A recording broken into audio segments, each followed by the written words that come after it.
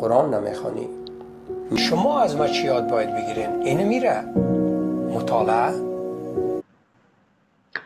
این جناب میگه که شما قرآن بخوانید و مطالعه بکنید و بی سواد نباشید.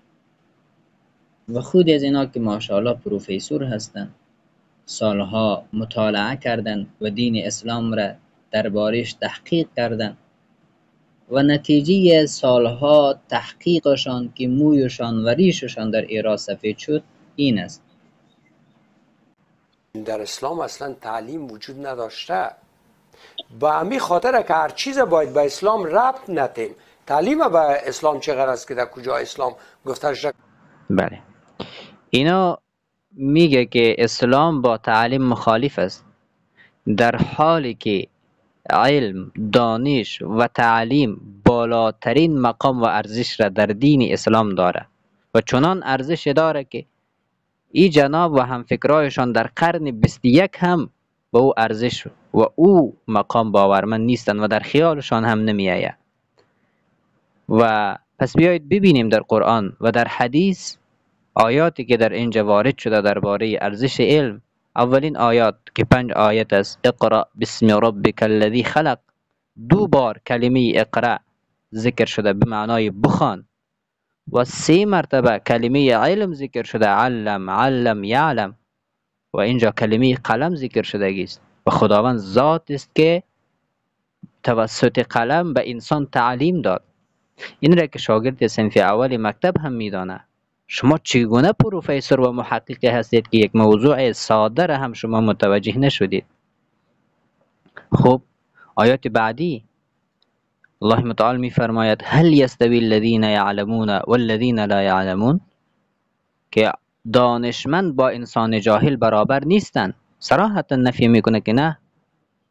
و در این آیه الله متعال می فرماید یرفع الله الذین آمنوا منکم والذین اوتوا العلم درجات، الله متعال به عالم و دانشمند بالاترین ارزش و بلندترین مقام را داده است. و در دیگر آیه الله متعال می فرماید و قل رب زدنی علما، که پروردگارا علم مرا زیاد بکن، یعنی دعا بکنید.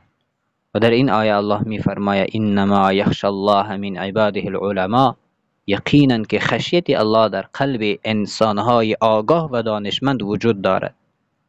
پس او جناب شما کجا مطالعه کردید، چگونه تحقیق کردید که اینقدر آیات متعدد را در قرآن شما متوجه نشدید؟ و اگر یکی باشه، 2 باشه، 3 باشه ما بگیم خیر انسان از خطا میکنه، اما اینقدر آیات متعدد و او هم که اولین آیه درباره اقرا و بخوان و علم و تعلیم است و شما از او بیخبر هستید. و بیایید چند نمونه از احادیث میگیریم. پیامبر صلی الله علیه و سلم مشهورترین حدیث را میگه طلب العلم فریضه علی کل مسلم، تحصیل علم بر بالای هر مرد و زن مسلمان لازم هست. از این که بالاتر خود نمیشه صراحت. در دیگر حدیث پیامبر صلی الله علیه و سلم به خود لقب معلم را میگذاره، میگه انما بعثت معلم، که من پیامبر شدم به خاطر معلم بودن و تعلیم انسانیت است. و در دیگر احادیث پیامبر صلی الله علیه و سلم میگه ارزش دانشمند و عالم بر بالای کسی که شب و روز خدا را عبادت میکنه مثل مهتاب شب 14 و سایر ستاره هاست.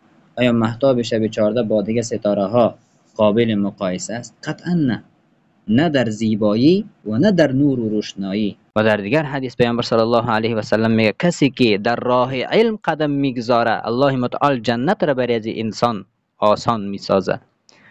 و دیگه حدیث پیامبر صلی الله علیه و سلم میگه که فضیلت و ارزش عالم نسبت به انسان عبادت گزاری که شب و روز در عبادت است مانند فضیلت من پیامبر بر بالای شما اصحاب است.